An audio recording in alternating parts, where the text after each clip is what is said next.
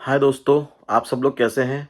तो आज हम एक नहीं दो आईपीओ का रिव्यू करने वाले हैं, क्योंकि दोनों ही आईपीओ का आज आखिरी दिन है। मतलब 13 दिसंबर, 13 दिसंबर दोनों ही आईपीओ के लिए आखिरी दिन है। आज शाम को 5 बजे दोनों आईपीओ बंद हो जाएंगे, इसलिए हम ये दोनों आईपीओ को एक साथ रिव्यू कर रहे हैं।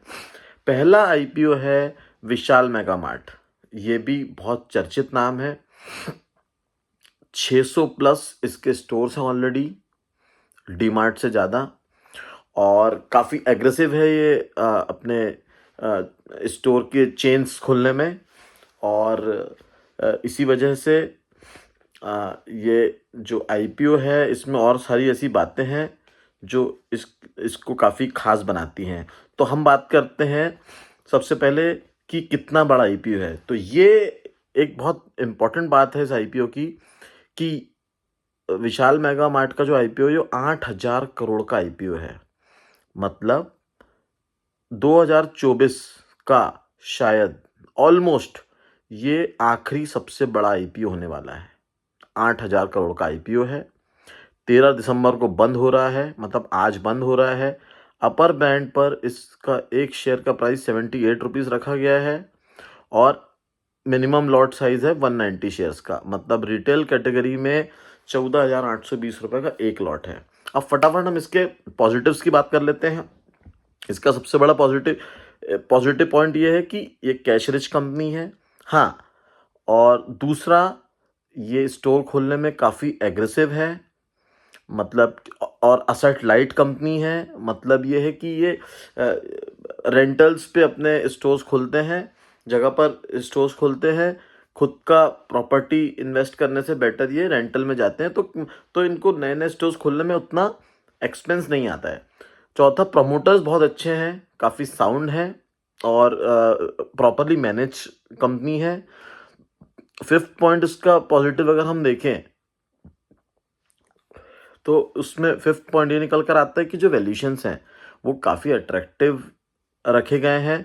मतलब एज कंपेयर टू पीयर्स, अगर हम एज कंपेयर टू पीयर्स बात करें तो पी रेशियो भी इसका लगभग पोस्ट आईपीओ 69 के आसपास आता है। बल्कि और जो इसके पीएस कंपनीज लिस्टेड हैं लाइक डीमार्ट एंड ट्रेंड, वो करीब 98 एंड 90 के आसपास पी रेशियो पर ट्रेड कर रहे हैं। तो उस हिसाब से आईपीओ बिल्कुल अट्रैक्टिव वैल्यूशंस पे मिल रहा है।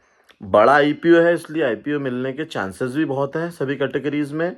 तो इस आईपीओ को मेरे हिसाब से लिस्टिंग गेंस के हिसाब से as well as long term के हिसाब से बिल्कुल थम्स अप है। ये बिल्कुल लगाया जा सकता है। अब हम दूसरे आईपीओ की बात करेंगे। दूसरे आईपीओ की जो हम बात करेंगे, उस आईपीओ का नाम है साई लाइफ साइंस। जी हाँ दोस्तों, ये भी 13 तारीख को, मतलब आज बंद हो रहा है।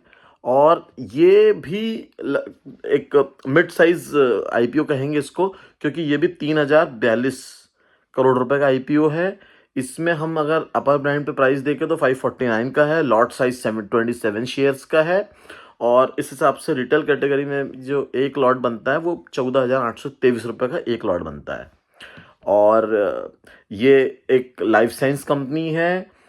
ऐसी काफ़ी सारी कंपनी ऑलरेडी लिस्टेड हैं। एक फार्मा कंपनी है, तो फार्मा कंपनी वैसे काफ़ी अच्छा कर रही है, स्पेस ये बहुत अच्छा कर रहा है गोइंग फॉरवर्ड।